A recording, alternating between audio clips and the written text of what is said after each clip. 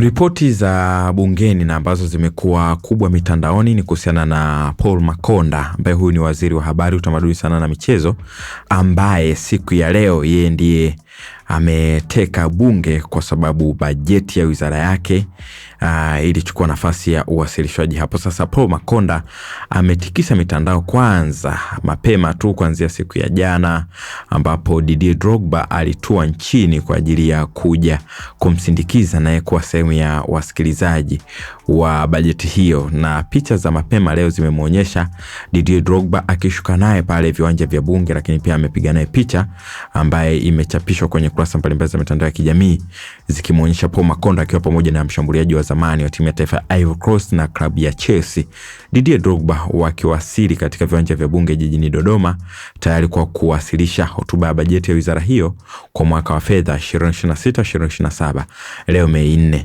Lakini kwa upande mwingine utambulisho wake uliteka bunge, ambapo nyota huyo wa zamani wa timu ya Chelsea na timu ya taifa ya Ivory Coast Didier Drogba ameteka ukumbi wa bunge baada ya kutangaza jina lake, na spika alitangaza hilo jina.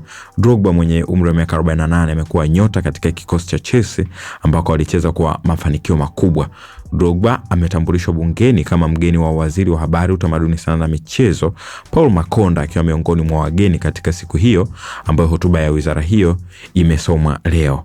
Mapema asubuhi Drogba ameingia tofauti na wageni wengine ambao hutumia lango C, lakini aliingia kwa kutumia lango A ambalo ni maarufu kama lango la waziri mkuu. Ameingia na kupokewa na katibu mkuu wa wizara ya habari Jason Msigwa. Lakini pia kitu kingine ambacho kimekuwa sehemu kama ya kufurahishwa kidogo na baadhi ya watu, hasa sekta ya habari, ni namna ambavyo kipaumbele cha habari hiyo, ambapo Paul Makonda amesema tumeandaa mwongozo wa kuwarejesha kazini waandishi wa kongwe walioathiriwa na JAB. Sasa waziri wa habari, utamaduni, sanaa na michezo Paul Makonda amesema wizara kupitia bodi ya ithibati ya waandishi wa habari imeandaa mwongozo maalum wa kisheria utakaowawezesha wanahabari wa kongwe walioathiriwa na mfumo wa ithibati kurejea katika mfumo rasmi.